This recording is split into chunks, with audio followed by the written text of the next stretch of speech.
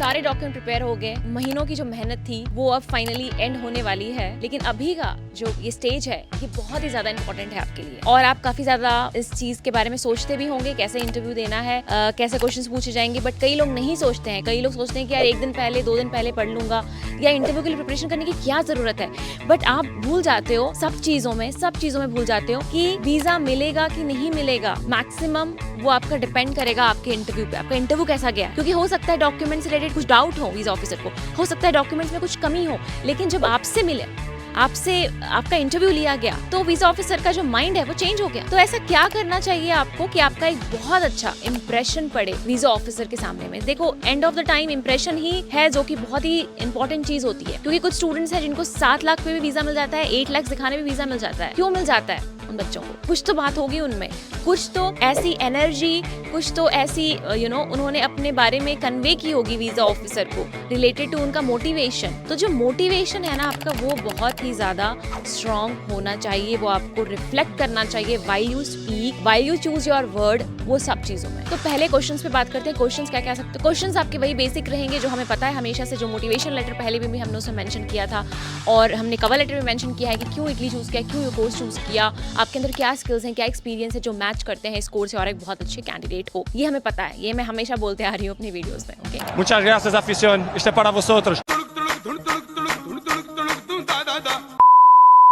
ये पूछ सकते हैं आपके फिनेंशियल चीज़ों के बारे में, कि आपके फिनेंशियल डॉक्यूमेंट्स आपके वो देखेंगे, उनको कहीं लगेगा कि अच्छा आपने लोन लिया है, तो उनको चिंता होगी। चिंता क्या होगी कि ये बच्चा फिर अगर जो मतलब लोन पे कर रहा है, आपके मतलब स्पॉन्सर जो आपके लोन पे करेंगे, आपके फादर या मदर आपका पे करेंगे, अगर वो नहीं पे कर पाए तो फिर क्या हो? तो फिर आप एक लायबिलिटी बन जाओगे इटालियन गवर्नमेंट के ऊपर, राइट। तो ये चीज़ों का आपको पहले से ही आपको एज्यूम करना है कि ये क्वेश्चन आएंगे वीजा ऑफिसर की तरफ से, और इसका मुझे आंसर्स देने के लिए रेडी होना पड़ेगा। दूसरा क्वेश्चन आ सकता है जो अपार्ट फ्रॉम जो बेसिक क्वेश्चंस हैं, वो है आपके रिलेटेड टू, अगर आपने कोर्स चेंज किया है तो वो आपसे पूछा जाएगा कि आपने क्यों कोर्स चेंज किया है, मोटिवेशन देखा जाएगा। देखो, हमें तो लगता है रे हम तो ये जवाब दे देंगे, गोलमोल कर देंगे, इधर उधर कर देंगे, वो कर देंगे, राइट। लेकिन आप ये भूल रहे हो कि वो सालों से वीजा इंटरव्यू लेते आ रहे हैं, सालों से वो हर दिन कितने स्टूडेंट्स का इंटरव्यू लेते आ रहे हैं, तो उन्होंने ऑलरेडी ये फेज, ये चीजें देख चुके हैं। तो आप कोई भी अगर ऐसा बहाना बनाते हो जो सही नहीं है, तो उनको पता है कि यार बहाना है। तो स्टोरी बहुत ज्यादा बनाने की जरूरत नहीं, बहुत लंबी राम कथा बोलने की उनको कोई जरूरत नहीं है। ओके, शॉर्ट में रखो आंसर, जो रीजन है वो एग्जैक्ट रीजन बताओ, बता दो कि नहीं था वो कोर्स था फालतू,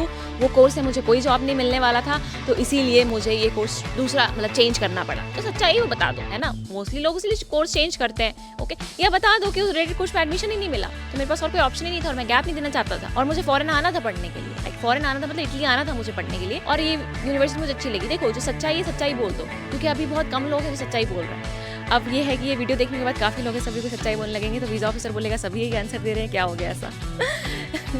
एनीवे, तो फिनेंस वाला बता दिया, फिनेंस का पार्ट इंपॉर्टेंट है। अच्छा, अब अगर लोन नहीं ले रहे हो और आपका जो स्पॉन्सर है वो आपको हेल्प कर रहा है, एज मदर फादर आपके जो हेल्प कर रहे हैं सेविंग से, ओके, तो उनका आपको बहुत ही बैकग्राउंड पता होना चाहिए कि कहाँ पे जॉब करते हैं, कितने टाइम से जॉब कर रहे हैं, ओके, और वो जानने की कोशिश करें, खंगालने की कोशिश करेंगे एक्चुअली, क्योंकि देखो उनको भी बहुत क्लैरिटी नहीं है आपके बैकग्राउंड पे, है ना। वो कुछ एजम्पशन करेंगे कि अच्छा तुम्हारी फादर तो कमाती नहीं है, अब तुम्हारी मॉम कमाती है, इतने ही पैसे कमाती है, तो तुम्हें क्या लगता है कैसे मैनेज होगा? तुम्हारे 2 भाई भी हैं घर में, तुम्हारी बहन भी है, तुम्हारे जो जो सिबलिंग्स हैं वो अनमैरिड है ना। तो वो पूछेंगे इस टाइप से क्वेश्चंस, और चाहेंगे कि तुम उस पर आंसर दो और उनको सेटिस्फाई करो उस क्वेश्चन पे, ओके, कि उनको मन में जो डाउट है। और अगर नहीं पूछ रहे हैं तो फिर भी आप फिनेंशियल स्ट्रेंथ आपको ऐसे एक्सप्लेन करना है जैसे आपको बताना है कि आपको कोई भी फिनेंशियली प्रॉब्लम नहीं है, फिनेंशियली दिक्कत नहीं है, ओके, क्योंकि बहुत एक बड़ा रीजन रहता है। अब एक रीजन आता है जो रिजेक्शन का होता है स्टूडेंट का, वो होता है रीजन टू रिटर्न बैक। अब मुझे वैसे एक चीजें समझ नहीं आती है, बच्चा रीजन टू रिटर्न बैक में क्या लिखेगा? 3-4 ही रीजन लिख सकता है। एक तो ये कि फैमिली रीजन की वजह से, एक कि मुझे वापस जाकर के अपनी देश में हायर स्टडी करनी, मास्टर्स करनी या पीएचडी करनी है, या तीसरा वो बोलेगा मुझे जॉब करनी है। अब इसके अलावा और क्या रीजन देगा? तो मुझे भी नहीं पता कि क्यों ये वीजा रिजेक्ट कर देते हैं इन सब रीजंस पे, क्योंकि और कोई रीजन एग्जिस्ट ही नहीं करता। और क्या बोलेगा बच्चा कि क्यों जा रहा है वापस अपनी कंट्री, है ना। कोई उनको बहाना ही नहीं दो कि कहीं भी वो वीजा आपका रिजेक्ट कर पाए। तो आपको क्लैरिटी होनी चाहिए कि आप वापस अपनी कंट्री जाके क्या करना चाहते हो। आप इमेजिन करो कि आपने पढ़ाई फिनिश कर ली है, ओके, इमेजिन करो, और अब आप आगे क्या करना चाहते हो उसके बारे में सोचो, उसके बारे में स्टडी करो, उसके बारे में रिसर्च करो, सो दैट जब वीजा ऑफिसर पूछे और जो आंसर आए वो बनावटी आंसर नहीं है, बल्कि एक्चुअली वो आंसर आए जो आप फील करते हो। ओके, क्योंकि सामने वाले बंदे को ना समझ में आ जाता है कि ये बंदा बस कहानी बना रहा है या एग्जैक्टली कोई चीज़ करना चाहता है। अब आ जाता है रिलेटेड टू आपकी जो एकोमोडेशन है, इंश्योरेंस है, फ्लाइट टिकट्स है ना, इतनी सब चीज़ों को लेकर के, मतलब यूनिवर्सिटी के बारे में वो पूछ सकते हैं कि इनरोलमेंट फीस भरी है कि नहीं भरी है ना, ट्यूशन फीस कितनी है, ट्यूशन फीस कम क्यों है, पता नहीं क्यों पूछते हैं, उनको पता तो है कि क्यों कम है। वीज़ा ऑफिसर आपसे पूछ सकते हैं कि क्यों आप इतना लेट जा रहे हो, क्यों आप इतना पहले जा रहे हो, है ना। तो इसीलिए 15 दिन पहले का ही आप लाइक ट्रैवल अपना, जैसे अगर क्लास स्टार्ट हो रही 15 सितंबर को तो 1 तारीख को ही ट्रैवल करना, 15 दिन पहले ट्रैवल नहीं करना। देन क्लासेस का पूछा जा सकता है, अगर लेट जा रहे हो तो इतनी लेट क्यों जा रहे हो, तो आप बोल सकते हो क्योंकि मैंने देखा था कि अप टू लाइक 90 डेज लगता है, लेकिन कई बार ज़्यादा टाइम भी लगता है वीज़ा के लिए, तो मैं नहीं चाहता था कि मैं मतलब बुकिंग्स करा लूँ, फिर फ्लाइट की बुकिंग मुझे सब कुछ हो जाए और फिर मैं उसको मुझे रीशेड्यूल करना पड़े, सब कुछ मुझे चेंज करना पड़े, फिर एंड मोमेंट में मुझे एकोमोडेशन नहीं मिले, एंड मोमेंट में मुझे फ्लाइट टिकट्स नहीं मिले, है ना। ये बोलना, ये नहीं दिखाना है कि भाई हम गरीब हैं, हम दोबारा नहीं बुक कर सकते एकोमोडेशन, या हम पैसे नहीं खर्च करना चाहते हैं फ्लाइट टिकट कैंसिल करने में या दोबारा रीशेड्यूल करने में, है ना।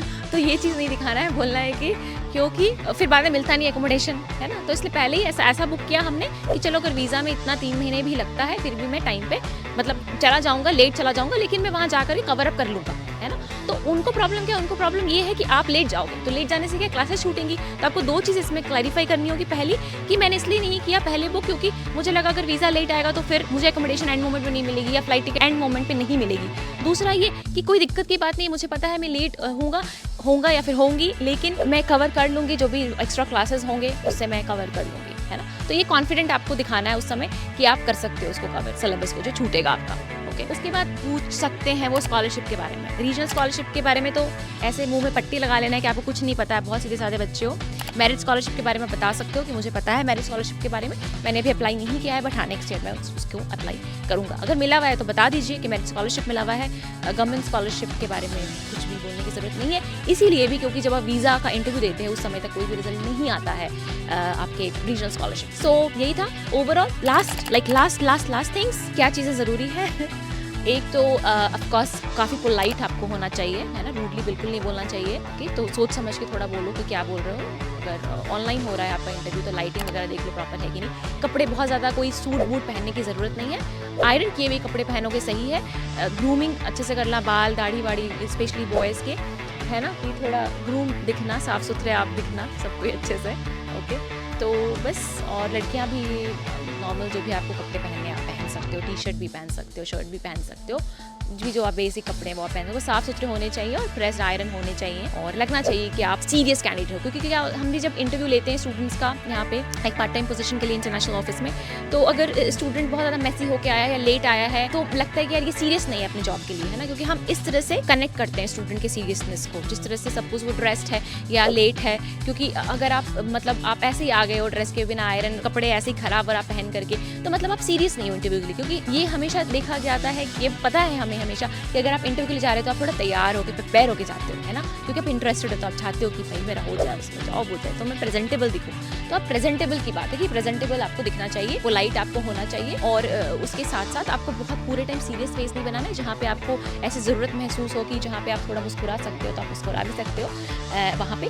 और हमें हमेशा जो आपकी जो वॉइस की पिच होनी चाहिए वो आपकी ऊपर नीचे होनी चाहिए, इन अ सेंस कि जब आप कोई ऐसी बातें कर रहे हो मोटिवेशन से रिलेटेड या अपने एम्बिशन से रिलेटेड, अपने स्किल्स से रिलेटेड, अपने नॉलेज से रिलेटेड, फ्यूचर प्लान्स से रिलेटेड, तो थोड़ा आपको एक्साइटमेंट दिखानी चाहिए अपने फेस में, you know, through your eyes to present your seriousness okay to the visa officer. तो ये एक बहुत ही इंपॉर्टेंट फैक्टर होता है। और सबसे बड़ी बात है नॉलेज। देखो, जब तक नॉलेज नहीं है तब तक आपको कॉन्फिडेंट नहीं आएगा। तो नॉलेज किस चीज़ का, नॉलेज इस यूनिवर्सिटी में जा रहे हो, प्रोसेस का नॉलेज, अपने फील्ड से रिलेटेड नॉलेज, फ्यूचर में क्या करना चाहते हो उसका नॉलेज, अपने पेपर जो आप सबमिट किए हो एडिशनल अटैचमेंट्स में उसके बारे में आपको पता होना चाहिए। तो जब नॉलेज आता है तो इंसान ऑटोमेटिकली कॉन्फिडेंट हो जाता है। ओके, तो कॉन्फिडेंट कोई ऐसा नहीं कि ऊपर से गिर के आता है। ओके, वो नेचुरली आपके अंदर से आता है अगर आपको पकड़ हो हर चीज़ के ऊपर, आपके पूरी पेपर डॉक्यूमेंटेशन, आपके प्लान्स, फ्यूचर एवरीथिंग के ऊपर। ओके, तो आई थिंक ये बहुत बड़ा इंपॉर्टेंट रोल जो है वो प्ले करेगा कि आप किस तरह से प्रेजेंट करते हो, आप कितने कॉन्फिडेंट हो और कितना आपको नॉलेज है। तो ओवरऑल पूरी समरी में मैंने क्या बताया, एक तो बेसिक क्वेश्चंस होते हैं आपके कि क्यों यूनिवर्सिटी,